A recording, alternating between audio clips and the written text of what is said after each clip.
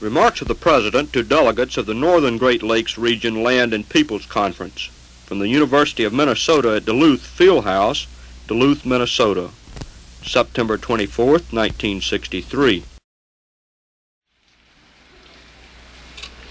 Senator McCarthy, Senator Humphrey, Governor Rovard, Governor Reynolds, Secretary Freeman, Secretary Udall, Majority Leader of the United States Senate, Senator Mansfield, ladies and gentlemen. I actually came 1,000 miles to hear Hubert Humphrey make a speech, but unfortunately I arrived too late. But I appreciate the chance to be here. I understand that we have three different groups tonight. Those who are interested in the Conference of Land and People. Looks like that audience over there. And then those who are interested in the Democratic Party. And it's difficult to identify that.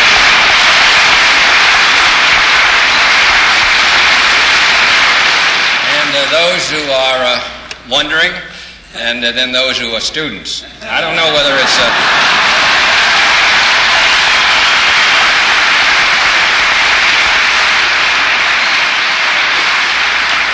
Actually, my speech is more or less addressed to the members of the Conference on Land and People, but I would like to say one or two other things about the government for the benefit of those who are students and who might be wondering what they should do. The problem, of course, is that we face as a country is to try to determine those policies which will help maintain the security of the United States and the peace of the world, to do both. And it was determined in the years following the Second World War that, and quite properly and rightly, that our security was best served in a world of diversity. If there could be a whole variety of sovereign states stretching around the world, living, we hoped, in internal freedom, but in any case in external freedom, not part of the communist bloc, not part of the communist apparatus. Under those conditions, it would be impossible for any group to mobilize sufficient force to imperil the United States. And in order to do that, we assisted Western Europe. We allied ourselves more intimately with Latin America. We helped rebuild Japan. We joined the CETO Treaty in Southeast Asia. We associated ourselves with the CENTO Treaty. In the last 4 or 5 years, we've played an intimate role in the developing countries of Africa. Our basic objective has been to maintain the security and interest of the United States by maintaining the freedom of other countries. And they are stretched around the world. This has been an assignment which no country in history has undertaken. I don't think the American people realize how extraordinary has been our responsibility and how extraordinary has been our effort to attempt to maintain the freedom of dozens of countries, 30 or 40 of which are newly independent in the last few years, with limited traditions, with a limited number of educated people, to try to maintain the balance of power against a monolithic communist apparatus was an assignment which challenged even the resources, the wealth, and the experience and the dedication of our own people. There have been some disappointments and some defeats. But it seems to me, all in all, as we look at the world, however imperfect it may be, however frustrating it may be, however limited our authority may be on occasions, however impossible we may find it to have our writ accepted, nevertheless, the United States is secure. It is at peace. And a good many dozens of countries are secure because of us. This was a policy carried out through 3 administrations of different parties. But I think every American citizen, 180 million of them, can take satisfaction in that record. 1 million Americans serve outside the United States tonight. No country in the long history of the world has ever had such a proportion of its population serving outside of its native land without regard to conquest, without regard to material return, but in order to assist to maintain the freedom of countries stretching 10,000 miles away. So I must say to all of us who are here that however weary we may get of the burden, however disappointed we may be, however frustrated we may be, it's worth it. This country is rich, prosperous, can be more prosperous. It has nearly doubled its wealth in 15 years. With the exception of the great failure we had at the time of Korea, we have lived in peace. We have many hazards, many dangers, but we've moved through a period of change almost unmatched in history for 18 years, and we still are strong and we still have many hopes. To maintain, it seems to me, that effort, we have to be strong here in the United States.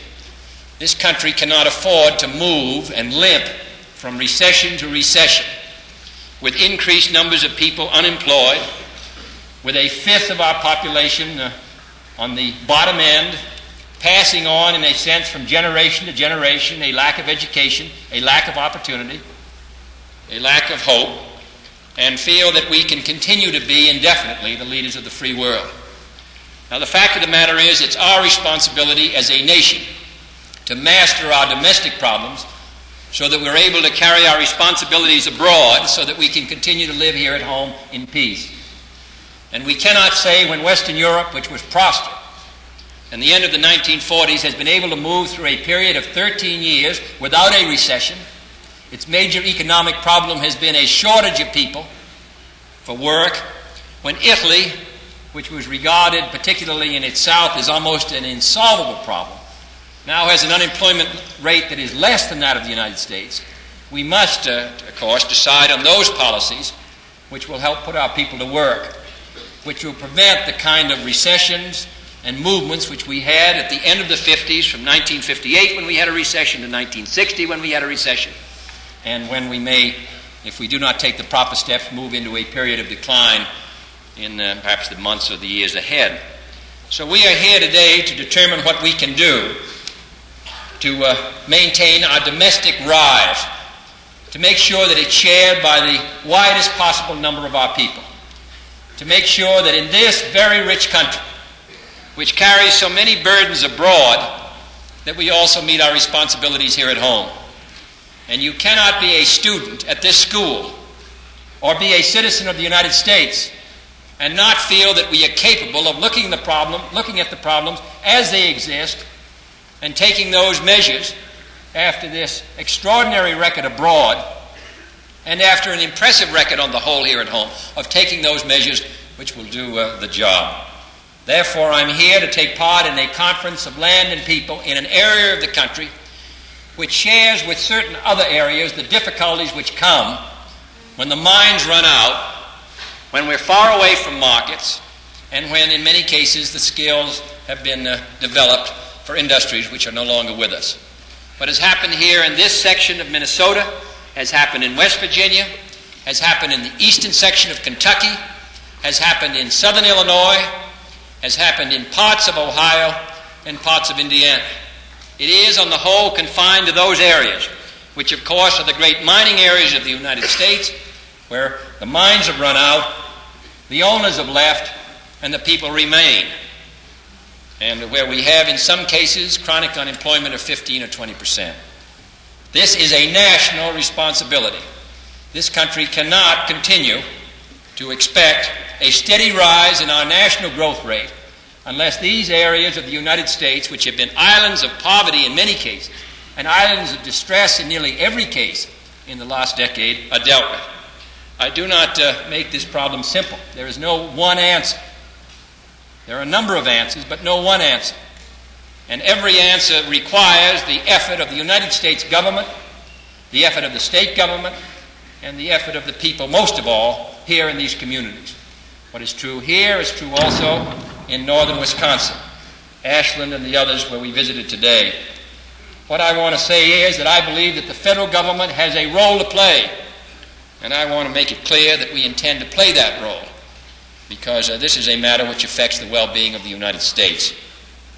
This northern Great Lakes region has land, water, manpower, resources, transportation, and recreation facilities.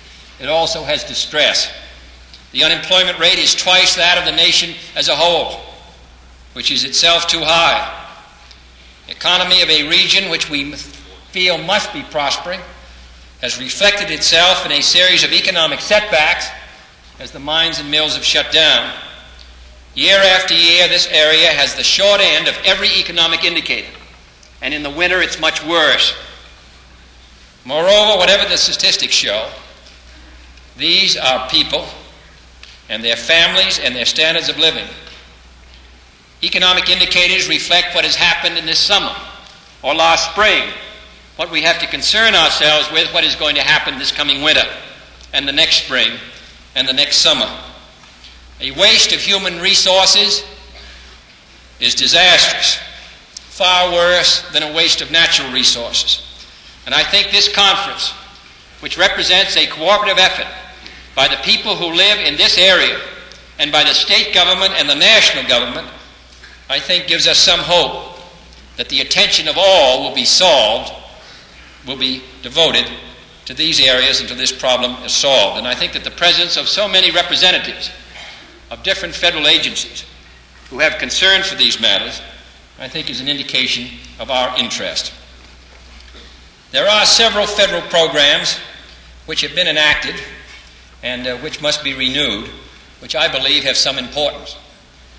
We have a good deal of struggle, as John Blotnick knows better than anyone, with some of these matters. The federal government is charged to be less active. We should withdraw our efforts. We should be indifferent. But the fact of the matter is, unless we meet our responsibilities on the national level, this area and areas like them will be left to time until the people finally move out.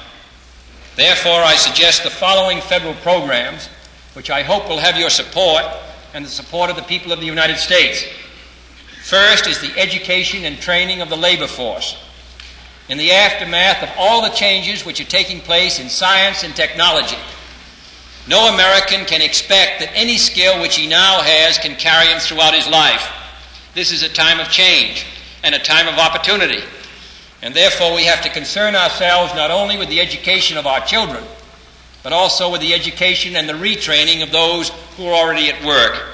This is particularly true in those areas where the technology is changing and where we've had so many people dependent on 2 or 3 basic industries.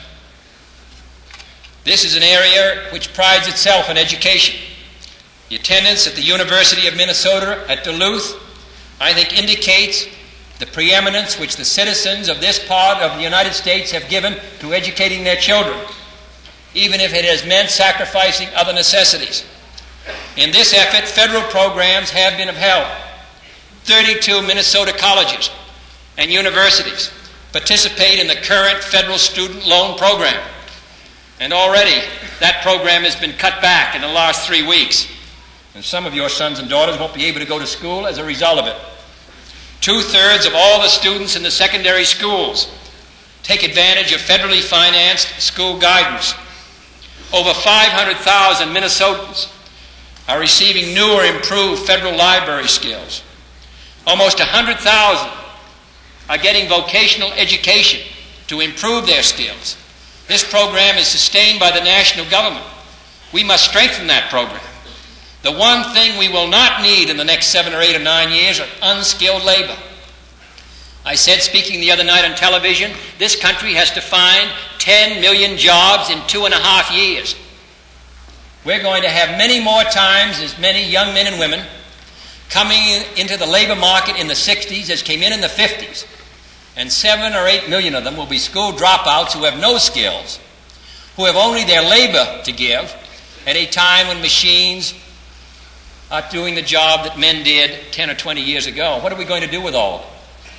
Where are we going to find work for? And what we're talking about are 10 million jobs in 2.5 years. And we're not going to have them unless we do something about it on the national level as well as the local level. We have 100,000 people getting new vocational training in this state. As I've said, we've got a program before the Congress to strengthen vocational training. And I think we need that if we're going to find work for our people. Under the Manpower Training and Development Program, this state alone has 42 projects approved in the brief period of slightly more than a year. But more must be done. Education must be improved. Higher education must be strengthened. We're going to have twice as many boys and girls going to our colleges in 1970 as when in 1960. That means we have to build as much plan in our colleges in 10 years as we build in 150 years. And these boys and girls are going to be your sons and daughters. And if they get to college, their life prospects are much more secure. If they finish high school, they're still secure. If they drop out of high school, their chances are bleak. So this is a job for all of us. It's certainly a job primarily for the state of Minnesota, but this is an area where also I think the national government can play a stimulating role. And both the National Defense Education Act and the Manpower Development and Training Act must be strengthened. And I hope those who speak against these programs would come to these areas where they're so desperately needed. Secondly, we must increase our aid to areas of chronic and substantial unemployment under the Area Redevelopment Act. These areas which are chronically hard hit, where business doesn't want to come unless we make it attractive to them to come. Business would rather establish themselves near the big cities where the markets are. They're not going to come up into northern Minnesota unless a real effort is made, unless credit and loans are developed, unless retraining is there, unless we develop the resources, unless we put in highways. Otherwise, they're going to move closer to the large markets. What attraction is it for a new industry to go to West Virginia or eastern Kentucky or southern Illinois unless we give them fresh water and pure water, unless we give them retrained labor, unless we give them highways, unless they can get loans at a reasonable rate of interest, then they may be attracted to go. Otherwise, these areas are left behind. And your United States Senators, Gene McCarthy and Hubert Humphrey, worked harder on the Area Redevelopment Act than on almost any other act. We have passed that, but we have to renew it, or otherwise a good deal of what we'll accomplish will be left behind. 20 economically depressed areas have been identified in Minnesota. And within these areas, 27 projects for financial assistance and 14 for technical assistance have been approved. 10 other projects to train people in job skills in short supply have been awarded. And the technical assistance program of ARA is exploring new uses for low-grade iron ores. All these subjects do not have the drama of the great struggle over the nuclear test ban treaty. But these are the hard jobs of government. And this country will be able to fulfill its responsibilities as a great free society if we take care of the matters back home. And if we take care of the undramatic matters which make the difference between life and death in a community and happiness or depression for a family. These programs have some way still to go. And third, the Accelerated Public Works Program, adopted only last year, has created useful employment in hard-hit areas. More than $6.5 million was invested in conservation projects in national and state forests in the 3 state areas, creating jobs for hundreds of men, even though there are thousands, but at least for hundreds of men who otherwise would have been out of work last winter.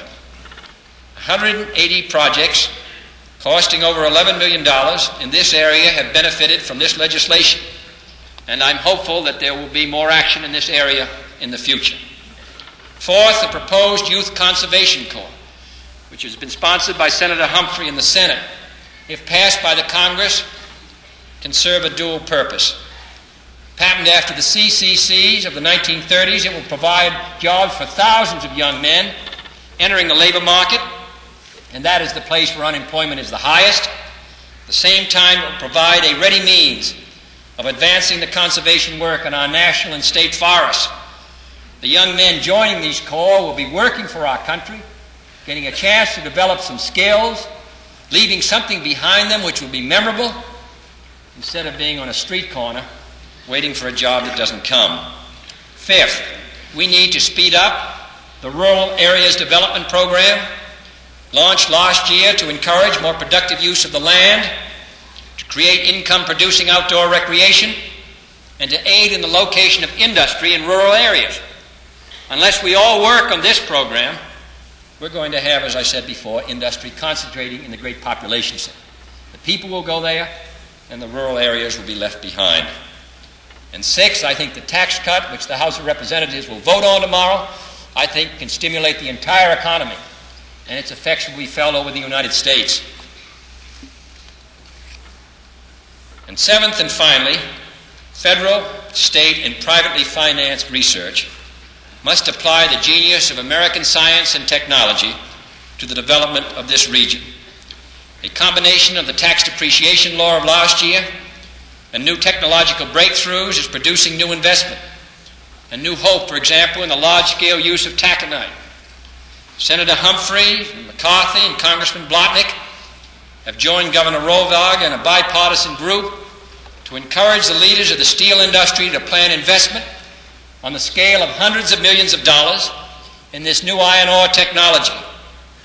The more than $540 million already invested in facilities producing 17.5 million tons of ore each year will be increased by $550 million, raising the production to more than 32 million tons.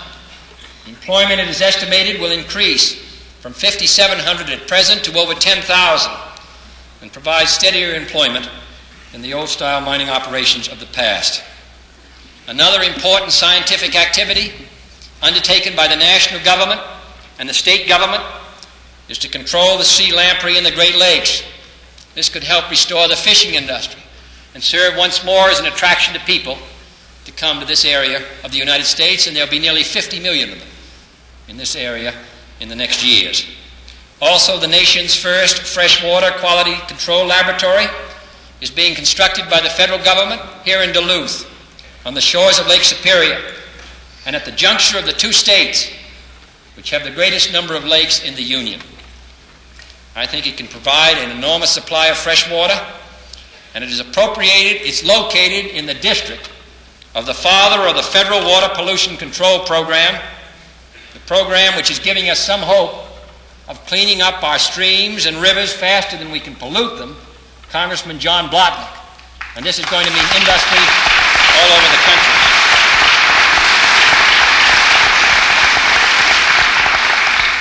These are some of the dry, routine business of government. But I think it deserves your support.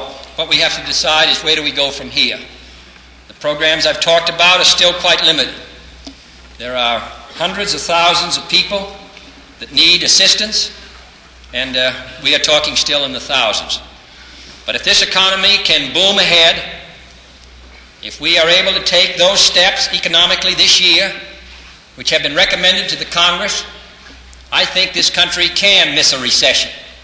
I think we can enjoy prosperity. I think we can reduce our unemployment rate. And we can concentrate our attention then on those areas of the economy which are not sharing in the general prosperity.